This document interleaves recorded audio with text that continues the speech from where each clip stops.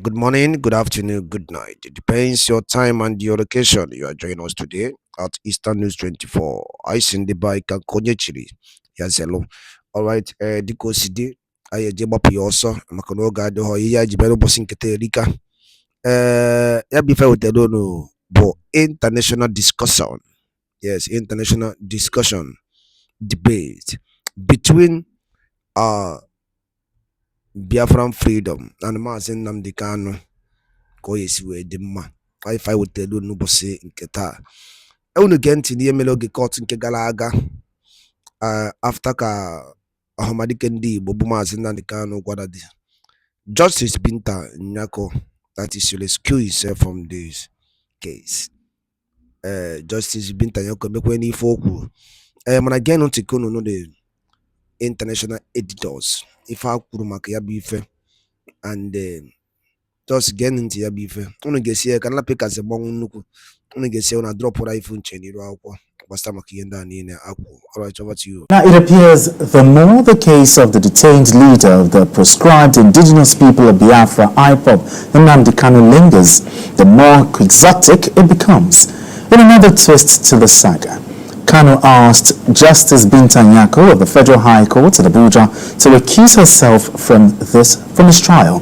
Now, at the resumed proceeding in the 7-count charge of the terrorism preferred against him by the federal government, Kanu spoke from the dock that he no longer has confidence in the judge. After expressing her dissatisfaction with the development, Justice Nyako said she was not willing to continue with the case and remitted the file to the chief judge. Meanwhile, the Southeast traditional rulers have reiterated their call for the release of Nnamdi Kanu, citing his detention as a factor in the ongoing insecurity in the region. Chairman of the Abia State Traditional Rulers Council, Eze Linus Mba, appealed to President Bola Tinubu for a political solution to Kanu's incarceration. Now let's share the story of what transpired in court by TVC News' Celestina Iria with you. In all this is the judgment of the Supreme Court.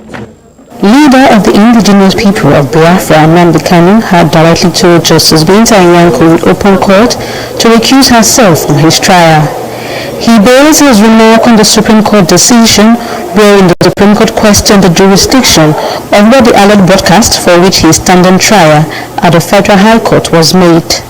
Nnamdi Kanu vehemently ordered his counsel, Ale Jumako, who was addressing the court, to sit down while he stood up from the dock to address Justice Nyako. He later explained to TVC News the reason for his decision. He says he has no confidence in the court. Justice Binta to recuse herself. Do you have that time on your hands for the case to go through the CJ for it to be reassigned to another judge? As long as justice will be done at the end of the day, that's what bothers me. For justice to be done. I cannot be tried in violation of a key provision of the Constitution of Nigeria, Section 36. It's as simple as that. Mr. Kanu said he is ready to wait even longer as long as justice is served at the end. You'll be pushing for the case to go back and come back to the court. This is my fourth year in solitary confinement in detention. The fifth year will not kill me. His defense counsel, but we're not being given the opportunity. The court did make some order, and the consequences of that order would have resulted in getting him adequately prepared. But most of those orders were disobeyed in their material particulars. For instance, we were not provided a clean room where no one will have listening devices to listen to our conversations. And our documents, legal documents we take to the DSS facility, detention facility, are interdicted and seized. Arraigned in November 2021, the federal government has not been able to call their first witness in the case filed against Nnamdi Kanu, although Justice Binta Nyako had delivered several rulings in the matter, which were subject of appeal up to the Supreme Court, where the Supreme Court ordered that the matter be returned to the Federal High Court for trial. With the developments today, Mr. Kanu will have to exercise patience for Justice John Soho, the Chief Judge of the Federal High Court, to reassign the case to another judge or send it back to Justice Binta Nyako for commencement of trial. Celestina Iria, TVC News, Abuja. All right, Maji, let me come to you here. Justice Binta Nyako, recusing herself from this case. And after he said that, and the IPOB leader said that he doesn't have confidence in the court. Do you agree with the IPOB leader's position? Well, it's not in the place of Kanu to decide which judge will sit on his case on his case. But I love the way the judge recused herself, Justice Binta Yako. Okay. But because it was becoming a bit, tough, and tempers were getting high. But then, if you watch the proceedings, what actually happened was that the Kanu's lawyer stood up to speak, and from the dock, he stood up and they took up the case himself and said, of course, those are antics of to show that yes, it's still very strong. His supporters will be clapping for him. But so we should recall that this case has gone a bit political, beyond whatever we are seeing in court. Now, how many times has he issued directives to IPOB members to stop the sit-at-home on Mondays? Have they listened to him? That's why it's no. So it should be wary of how he's going to push this case, because the file has gone back to the CJN now. Exactly. The acting CJN, Justice Kekereko. So she will decide. We confirmed now. She was confirmed this morning. Yeah. So who will now decide which judge will take it next? But basically, I think we have been saying it on this program that we might need a political solution to this matter, especially given the fact that we now have another character somewhere, Simon Epa, giving instructions, which those people enforcing the sit-at-home on Mondays, they are now obeying even more than more than Kano. So these are issues that will be looked at, and I think the next judge who is going to handle this matter will look at some of these things, and probably the CJN and the federal government, because he has a traceable felony case against the federal government of Nigeria. So the government can look at it and probably adopt the Showore approach. Okay. So where the federal government will do charges, and elders in the southeast too have been meeting, they have been consulting, they have been appealing to the federal government, especially to the president. So we'll see what comes out after. Yeah. Okay, section 36, which talks about the right to fair hearing. In your opinion, has Nnamdi Kanu been given a fair hearing so far? Reacting to what played out, because all of us can't talk about the substance of that case, because it's still before the court of competent jurisdiction. But looking at the drama in isolation, I look at some headlines where someone says Nnamdi Kanu forces Justice Nyako to recuse, to withdraw. You might debate that, but I think the point is, yes, he doesn't have confidence. The way he went about it, very, very uncivil. The fact that he even took over that position from his lawyer and he decided to address the judge. I don't believe in your court.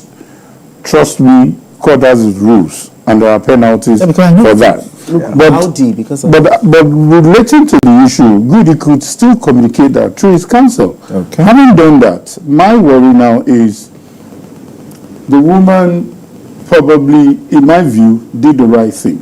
Okay. Because whatever happens, it is already prejudice that if the judgment does not favor Nnamdi, they will say, I told you, she doesn't believe in me, she disobeys the Supreme Court according to Kanu. Yes. And if the woman also decides that Kanu has done well, some people will accuse her of being blackmailed, of being, bullied to take that decision. So I think that decision was quite in order.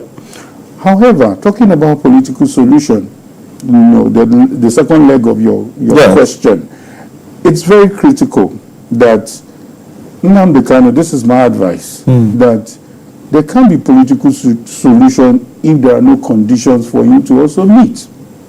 Government is a continuum. There are statements, there are invectives that have been released, especially from the former president. Have you forgotten the days of, what's the name?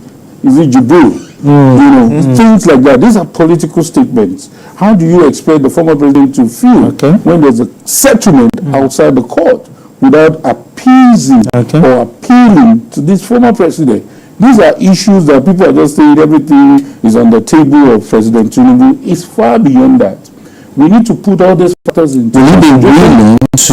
So that's a question that we need to also consider. These are the questions that the leaders who are also pushing for this also need to resolve. If it's going to be political, let it be holistic. Let us not just release somebody because we are asking that he should be released, and then what happens might now be more counterproductive or worse than whatever he was accused of. You talked about political solution. Does Nnamdi Kanu still have the political capital to solve the insecurity situation in the Southeast? See, I don't want us to just look at the insecurity situation in the Southeast. Let's look at the actions and the inactions of his person. These are the issues. You know, tying the security and the insecurity to an individual is even creating these individuals. I think he plays a key role. No, the fact that we won't promise that we didn't choose everything, but these are issues. There could have been another faction. There could be another group who will say that we are going to make this statement a water statement. You know, all kinds of human beings can come. Remember the story of the guy that started Boko Haram? Yes. When he was taken off, did Boko Haram end? You understand? You know the fight between Hezbollah and the rest. It's not necessarily all about leadership. The followership also needs to be appeased. Whatever they are asking for needs to be considered. We need to, do you understand? It's not about releasing him or not releasing him. It is about what they are fighting for. Let there be a roundtable discussion. Let there be a serious discussion beyond the person of Nnamdi Kanu. Let's look at the agitation and let's address them. Majid, what is the solution? Is there still a chance for a political solution here? Well, I believe even after World War, we still Jojo. So even if the case continues, there will still be a round table. Yes, because like I see, the issue here is a lot has gone in, and like I said earlier, there is a Simon Ekpa somewhere who is also issuing directives, and people are believing. And we have a Kanu who is in Nigeria here. He has issued statements. He has told them, but they listen. No. Beyond security, the leaders of the Southeast, the last time they met with the president said it is a judicial matter. The matter is in court. That the judiciary is another arm of government. But I think basically he should also make some concessions because this matter has been on since 2021. Exactly. But I believe that there could be a solution if we allow reason to prevail. And I think the way we are going, reason will prevail. Okay, but your parting thought on that one? Do you still think? Yes, there is a solution. There's still a chance. It is called problem because there is another workout solution. So the solution lies in everybody stooping to conquer. If nobody is ready to trust me, government has got the power, the non-state actors has also got their own power. So it's about this power lying low, and let's embrace peace. Let's look at the overall interest, because there is no sense. I keep saying that there is no sense in killing the people that you really want to liberate. A lot of people have been killed. They deserve justice. A lot of people have been maimed. A lot of people have been bullied. A lot of houses have been burnt down. These are issues that have caused a lot of pain. Don't also forget that even these political actors, the politicians, have been messed up in different parts of the world. When they see them, a lot of wounds are still being carried by people. So there must be a roundtable discussion. There must be a very sincere conversation, and let's bury the hatchet. All right then. And the bank wadalo linne dike no ya bi fe the journalist nko wafa na akawaga sini ido akwụkwọ gbasta maka ije Biafran Prime Minister Ma Simon Ekpa ka ife were ikwu n'ibe akwụkwọ gbasịta maka ya bụ ife drọpụrụ anyị ife iche n'ụdị nke gị. Daalụ nne Igbo m na-ege ntị ka emesịa.